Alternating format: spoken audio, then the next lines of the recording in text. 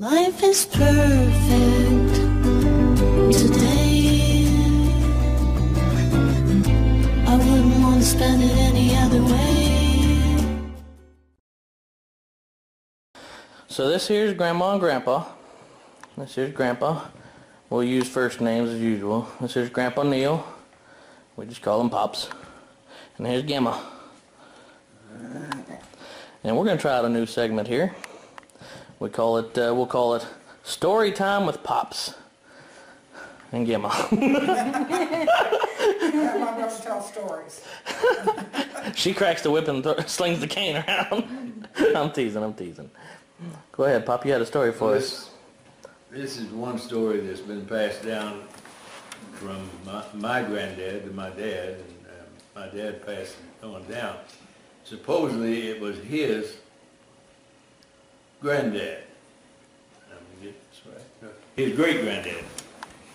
His dad's great-granddad and two other guys was in the old road wagon pulled with a team of horses, and they were taking grain to the mill to be ground into cornmeal and flour. And there was, down below in the valley, there was a little Indian village.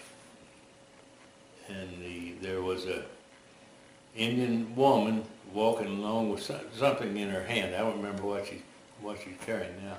How long ago would you say that was? Oh, goodness sakes. When this story actually happened? Yeah, when it actually happened. It would have been in the 18-something, maybe... Early 1800s, mid-1800s? Maybe 1830, somewhere in there. But anyway, this Indian was going down a path, and she was carrying something. And this one guy had his rifle. Well, all three of them carried guns anywhere they went. But this one picked up his rifle and said, I'm going to shoot that, whatever it was, package out of that Indian's hands. And they told him not to do it. But he shot. Well, he missed the package, but he hit the woman and killed her, this Indian woman.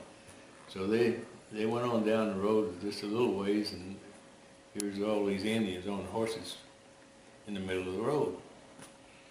And they said, well, one of you shot whatever the Indian made his name was, and said, if you'll turn him over to us, if you'll point him out, we'll let the rest of you, the other two, go. But if you don't do that, you're all three going to die. So they decided the best thing to do is just turn this guy over to them. And they did, and the Indians took him. That's the last anyone ever seen him. So that was the story that used to be, my dad would tell. Oh man, you can only imagine what kind of torture they put him through at first. And we see we're native Cherokees actually in our bloodline. My great grandmother was 100% Cherokee, and I think it was either her or her parents, and I'm not sure. It's been too long. It was in the Trail of Tears. Yeah. When they sent them from North Carolina to Oklahoma. And they said, I think something like 80% of them died on the way. Well, that's why they called it the Trail of Tears, of course. Yeah. That was a rough, especially back then, it was a rough journey. Well, that's my story. That's the story for tonight, ladies and gentlemen. Hope you guys enjoyed this segment of Story Time with Pops. You know, we'll get some comments on it. And Grandma. And, of course, Grandma. Grandma's going to have some stories for you, too. She says she won't, but I can promise you she's got some stories. Most of them involve us young'uns. Well, and if you can get her to tell the story of when she proposed to me. Oh,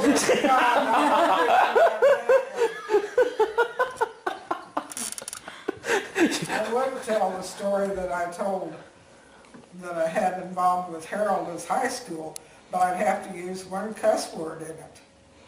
Go for it. Worst case scenario, we'll bleep it out and do a funny little sound effect or something to that effect.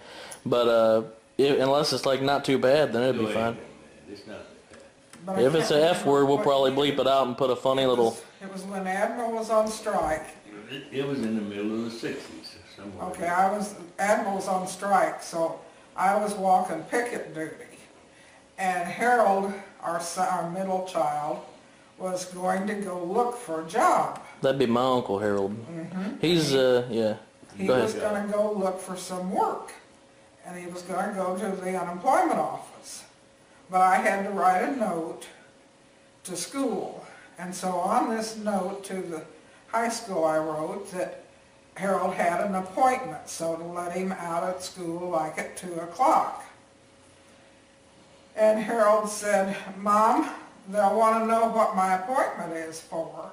And I said, "You tell them if I wanted to know what the damn appointment was, I'd have put it in the note."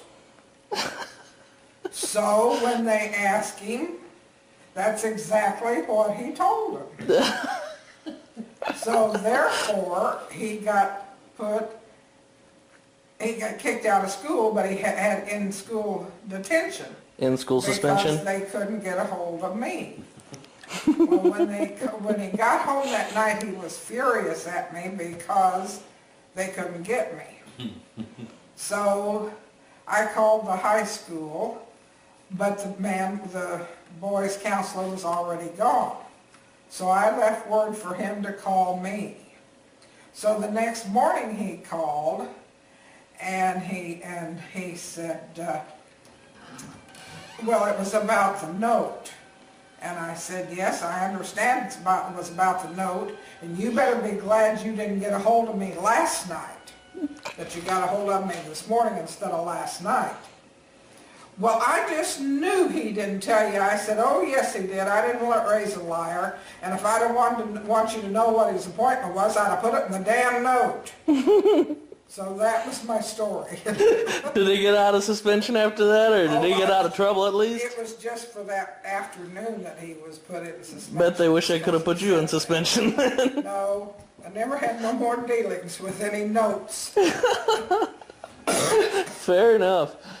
Alright, that's awesome. They're gonna get a kick out of this. It is dangerous to go alone. Here, it's dark. People are stealing our clothes. No, I'm just kidding.